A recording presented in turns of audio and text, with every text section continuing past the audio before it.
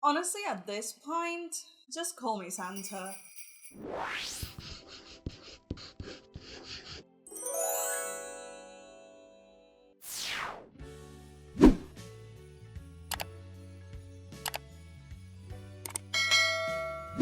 You guys, I feel so festive. Do you like my nails? Everything is covered in glitter, and I am so excited, and I'm not even mad that everything is going to be covered in glitter for the next 3 years. It is the final week of Style Study Month, and I figured, you know what? What better way to close out 2021 than with the most requested style study of all time? Today, we're going to take a look at the dark dystopian fantasy art of Malaysian illustrator ZEEN. That's right, we're going to learn today. And this video has been requested a whopping 7 times, so massive thank you to Nightshirt's Art, IDRLC, Jay Skywalker, Horace Pelias, Tay Miso, and Marcus and IDKWAYTA for requesting this video. I hope all of you guys enjoy it and that it's everything you've been looking for. If you're a style study veteran, thank you so very much for coming back as always. I love you, and you can go ahead and skip to part 1, timestamps are in the video description. If this is your very first style study, however, welcome to the series. My name is Srish, and I am so glad you're here today because we're gonna level up your art by like 1,000,000%. Style study is a regular series we do here on my channel where we take a look at some of our favorite contemporary artists, analyze their work, and see what we can learn from it. Keyword, learn. We're not here to plagiarize anyone's work, we're only here to learn some cool techniques and see how we can use them to find our own unique art style. And maybe fangirl a little in the process. I usually structure my style studies in 3 parts. In part 1, we'll take a look at ZEEN's work, analyze his style, and see what we can learn from it. Part 2 will be a study of one of his original paintings. The reference I've chosen today is this one. And in part 3, we'll apply everything that we learned today to an original painting of our own. As always, if you learned something today and enjoyed this final hurrah to close out 2021, then please remember to like, comment, and subscribe. And if there are any other artists you'd like to see a style study on in the new year, please feel free to leave them in a comment below and I'll add them to my ever-growing list. Alrighty, whenever you're ready, grab a snack, sit back, and let's dive into another style study featuring ZEEN. ZEEN is a self-taught freelance illustrator and concept artist from Kuala Lumpur, Malaysia. He currently works with Applebot and Kingdom Death, working on projects such as Legend of the Cryptids and Galaxy Saga. He has previously worked in animation, which honestly makes him god tier in my eyes because wow, who even has the patience to animate? His art is very dark and surreal, and though it's all based on characters, the characters are not the primary focus of his paintings, because one thing you'll notice is that all of the elements in his paintings, including the characters themselves, serve to push the story. And more often than not, the story is a mature rendition of childish themes, which is something we'll explore in depth today. ZEEN's beautiful, intricate art has garnered him over 279,000 followers on Instagram and over 120,000 followers on ArtStation.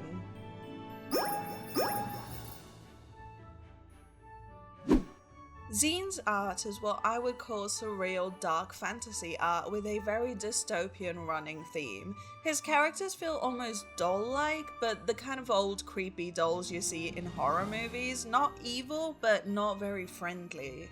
It's like if you commissioned Stephen King to reimagine your childhood and then paid Guways to paint it, you'd get a ZEEN painting. But that's not to say that there aren't mature themes in his work. There is plenty nudity, but it is definitely not the focus of the piece. In fact, like I said, the character is rarely the primary focus of the paintings, but rather ZEEN uses the character as an instrument of storytelling. Obviously, this study can't cover every single detail because we would be here for hours, but today I want to look closely at what makes a painting appear so lifeless but still so dynamic. What is it that makes these characters so listless? Speaking of lists, here are 4 key characteristics to ZEEN's art.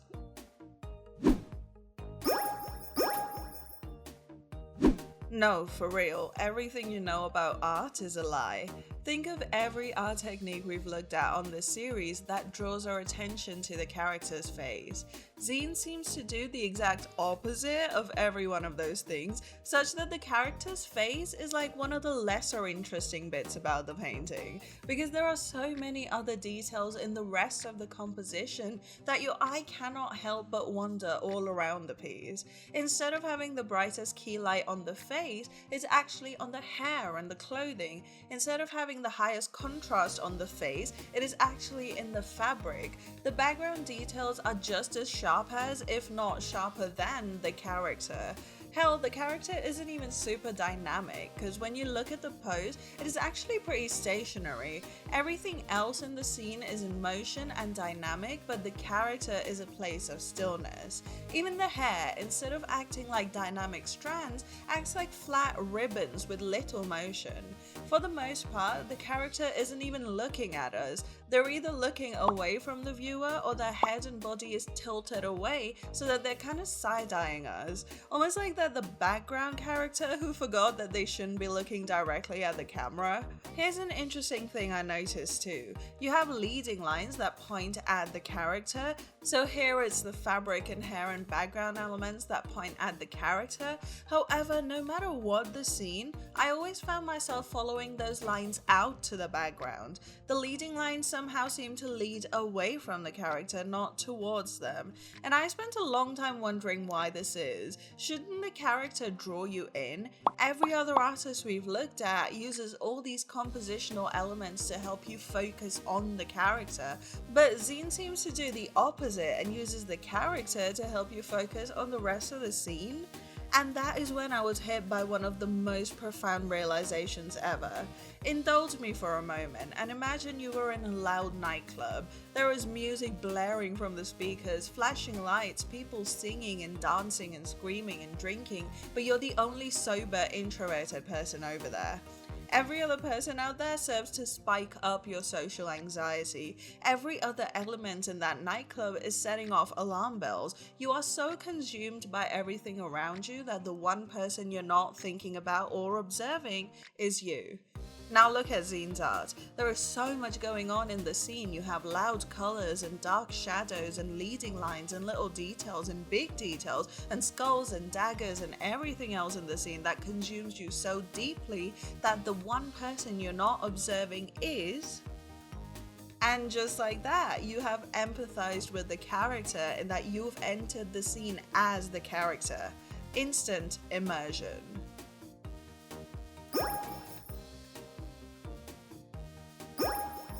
Here's a quick pop quiz. What are some elements that make a character feel alive? A nice sparkle in the eye, some warmth in the face, a lot of dynamic gesture, maybe some subsurface scattering. ZEEN Chin's characters seem to have a lot of these characteristics, except the specular highlights in the eye. There is no specular highlight in the eye, and that right there is instant dead. Your eyes have a bit of a gloss because they're always wet, and that's because you are alive. If you've ever looked at a dead person's eyes in the movies, you'll see that they seem to kind of go dry and matte. There is no sparkle. So not having a specular highlight in the eye is a huge part of why these characters look dead. Plus, there is no specular highlight in the skin or hair, everything is super matte, and that further pushes the dead appearance. But you do have warmth and subsurface scattering, and the characters are posing and looking around or doing something. There is color in the cheeks and nose, and yet they don't look alive. I actually think this has a lot to do with the lighting, because one common thread that links the majority of ZEEN's paintings is this cool-toned, muted, almost grey key light that casts a diffused glow without the shadows being very dark. Everything is low contrast and there really isn't any bright, warm sunlight, and our brains know that when the key light is cool-toned, it's gonna cast warm shadows because that's how light works. And so when you do see a warm tone in the face, instead of perceiving it as blood under the surface, your mind is actually going to see it as a shadow tone, especially because the redness isn't super saturated. So while technically you do have warmth in the face, it is actually not at all due to signs of life, but rather a trick of the light. This, paired with just the overall pale, desaturated tones in the rest of the skin, further pushes that dead feeling, making the entire scene a million times scarier. And all of this is purely due to lighting. Don't believe me? I'll prove it to you. Take a look at this painting. Creepy, spooky, and undead, right? Now I'm just gonna pop into Photoshop real quick and change the tone so that the highlights are actually warm and the shadows are cool toned. See how that changes from a creepy death scene to just a random character wearing a weird mascot head? Changing the lighting and color palettes changes the entire story, and I think it is very important for us to start using this. You don't have to add more bells and whistles to your character, you can say a lot more through just the overarching meta details.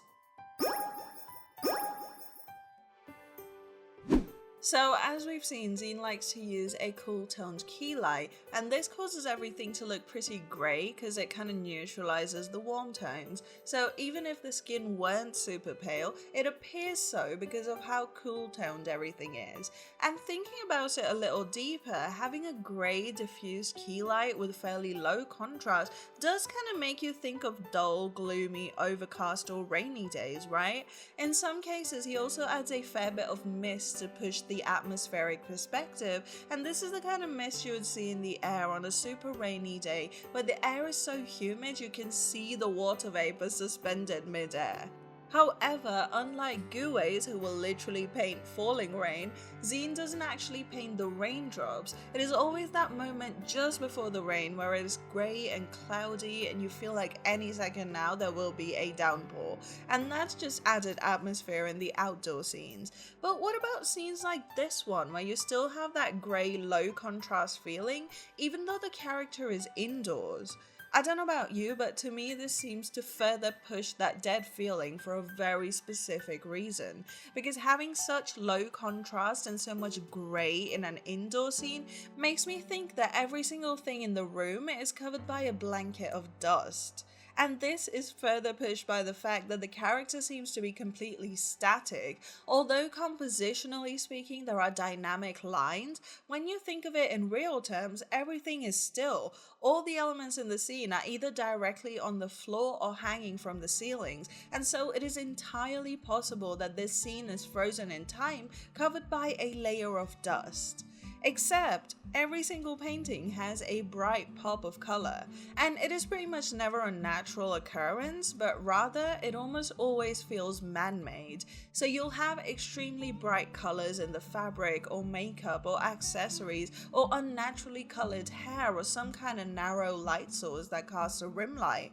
This pop of color is almost always on the character, and it almost always comes from a man-made source. And when you look at the color in isolation, it isn't crazy bright or saturated, but compared to all the other grey muted tones in the scene, this pop of color almost looks fluorescent. Let me know why you guys think he uses random pops of color, cause I have very subjective guesses.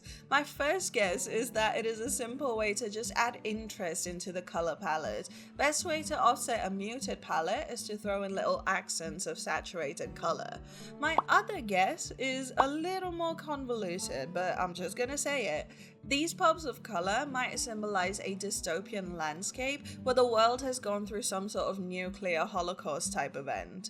The naturally occurring objects and lighting in the scene seem very dull and grey, almost like the complete lack of sunshine has withered away all naturally occurring life on the planet. Any trees or animals appear to have this grey cast, as if they haven't seen the sun in months, if not years. There is no more naturally occurring colour. The only saturated tones you see are created by the surviving humans kind of desperately trying to inject colour into these surroundings because they so badly need some semblance of vitality and fertility on an otherwise frigid, barren planet. Wow, now I'm sad.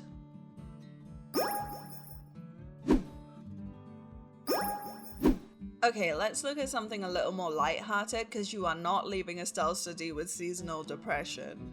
Looking through ZEEN's work, there is something so nostalgic about the scenes where, although the concepts are very unique and mature, the rendering seems to have a very childlike feel to it. And I actually found some very specific cues as to why, regardless of where you grew up or when, these paintings make you think of a time with pinwheels and candy. The first is how simple the poses seem to be. Seriously, look at how these characters are posed. I can promise you most 6-year-olds can replicate these poses. There is never anything too convoluted or too seductive and mature about them. Even if a character is very grown up and not very clothed, the pose isn't meant to draw your attention to it. The low contrast makes everything a lot softer and flatter, kind of like the soft low contrast rendering that you would see in children's illustrations. The color palettes are very vibrant, not saturated, vibrant, in that there are lots of hues even though there may not be very saturated tones. But more importantly, a lot of ZEEN's work involves many pastel tones which are commonly associated with very young children. However, the icing on the cake for me is, again, the story, because like we've seen a fair few times, the character is still while the scene around them seems dynamic. Especially in the outdoorsy scenes, it's like there is so much going on in the world, but all the character can do is stay in one place and observe. And I know a lot of you guys can relate to this, but as someone who grew up with quite severe anxiety, this is very reminiscent of my entire childhood, where every time I stepped out of the house, it felt like the world was just running around and there were giant humans bumping into each other and everything was loud and vibrant and it always smelled weird for some reason. These compositions seem to regress me into a time where I had no agency and the world was happening to me. And I'm sure anyone who's grown up anxious, which is probably the majority of us, let's face it, knows exactly how this feels. And without even giving the character too much of an input, ZEEN's work has somehow resonated with the deepest, darkest corners of my soul. Yeah, you might leave a style study with a bit of depression. But to sum up part 1 of this video, here are 4 key characteristics to ZEEN's art. Number 1, he renders his paintings with the opposite stylistic choices to the most commonly used ones by other artists. So the face is actually super low contrast and rarely ever gets hit by the key light, and the character is almost pushed into the background. Number 2, there is no specularity in the eyes or even on the skin, making it look dull and lifeless. This is further enhanced by the cool, desaturated key light, which almost makes everything look dead, but not quite. 3, ZEEN seems to paint lighting that causes you to think it is a gloomy, overcast day, or a scene has been frozen in time and has gathered dust. Although there are pops of almost fluorescent looking colour, these seem to come from man-made sources, further pushing that dystopian mood. And number 4, the character is often still while the scene around them is in motion. This, paired with the fairly simple yet vibrant color palette and soft, low contrast rendering, creates a sense of nostalgia, pretty much universally bringing all of us back to the darker, scarier aspects of our childhood.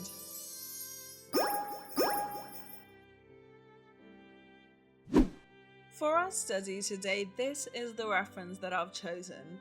It is just called Portrait Practice, but I feel like it covered a lot of the stuff we saw in part 1 while not being super complicated. Trust me, I've been burned before. Looking at you, Ruwanjia. I have to say that one thing I didn't even notice until this study was that ZEEN doesn't leave any line art in the finished painting whatsoever. So although the sketch seemed simple at first, it was a little tricky to find where all the facial features lie, because while the face looks pretty straightforward, there are a couple of very stylistic choices in the proportions. First off, the front of the face is very flat, so instead of having features around the midline and then a rounded cheek which then folds back into the ear, you actually have a very flat face, but the features kind of lie quite far back into the skull, meaning the cheek isn't super round but is rather flat. I hope this is making sense, but basically there isn't too much distance between the eye and the hairline, and the area between the nose and the ear isn't super full or dimensional. Secondly, the eyes are actually quite far apart and very high up in the face, while the hairline is quite low down. This makes the forehead a lot narrower than is realistic. Also, the nose bridge doesn't really dip very much in between the brows, which further pushes that flat face effect. The nose is also pretty short, so it ends rather high up. The lips aren't super pouty, but the chin is nice and rounded. And of course, the brows are very strongly arched, and in some of his paintings, the tail end of the brow is completely missing. These are just some cool facial features that I noticed in a lot of ZEEN's paintings, and to me this pushes an almost alien-like face. Well, the type of aliens we see in pop culture. Not the goofy looking grey guys, but rather the Omaticaya in Avatar. Remember how they had flat faces, no dip in the nose bridge, eyes that were set quite wide apart, and narrow foreheads? Why do you guys think that face structure is so eye-catching? Like, seriously, I don't know why I love it, so if you know why it is so appealing, please let me know in the comments. One extra detail that I noticed in a fair few brush strokes was the texture. So if you look at some of the teal details, they almost look raised. Kind of like if you put down a very thick stroke of paint, you know how it pops out of the canvas, and if you ran your finger over it after it's dry, you could feel the bumpiness. I don't know how ZEEN does it per se, but I found that the easiest way to create that effect is just to underline the bottom edge of the brush stroke with a shadow tone. That is probably a crazy oversimplification, but it actually worked for me. I did have to switch back to Photoshop a couple of times just to adjust the facial proportions, but I feel like this has been my favorite study so far, so here's the finished painting.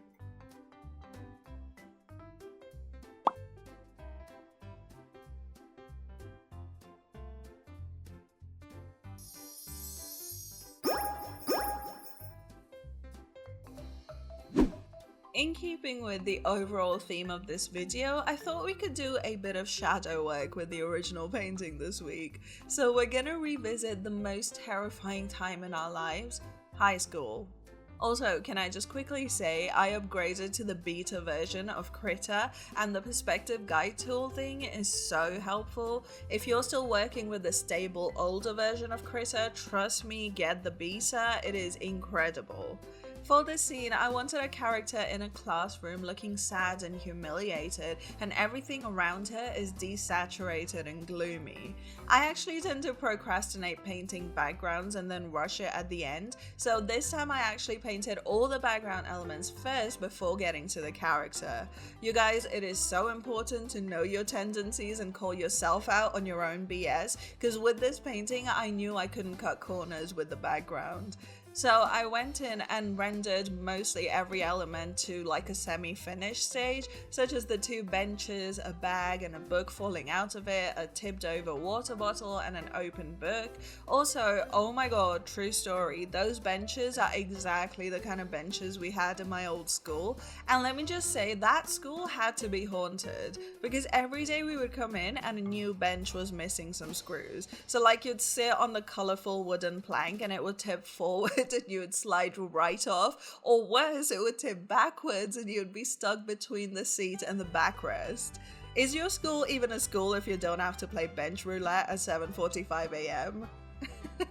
Anyway, back to the painting. I feel like the biggest challenge was not relying on bright lights and strong contrast. Through this process, you'll see me add bright key lights and then go into the levels adjustment to tone them back down and rinse and repeat. Again, you need to know your patterns and call yourself out. I did add a few fluorescent details in her face just to spice things up, and played around a lot with the color balance and brightness contrast adjustment because I genuinely couldn't decide which color schemes I liked best. Towards the end, I grabbed some textured brushes and added a bit of detail to random areas just to create a bit of interest and get in those tiny details to balance out the bigger, more expansive planes. And here is the finished painting for the week, Ridicule.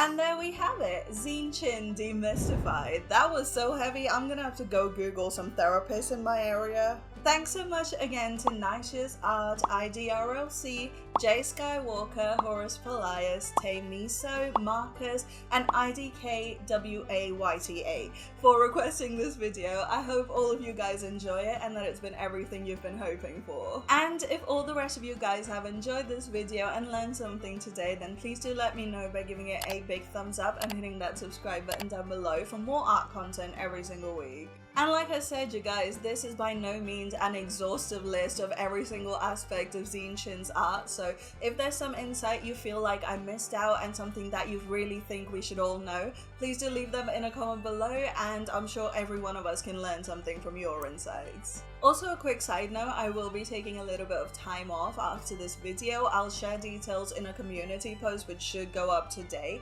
But in case you missed that, I hope you have a wonderful Christmas and an amazing New Year. I hope you guys get to celebrate something this entire week, even if it's just with your immediate family or with a friend or two or just by yourself. I hope you get to ring in the new year. Thank you so very much for hanging out with me all through this year. You have no idea how much that means to me. I love all of you guys and I can't wait to ring into 2022 with you. So yeah, I'm gonna stop before I get sappy. So thank you so very much for watching. Check out more style studies here. Happy New Year, and I'll see you guys on the next one. Bye!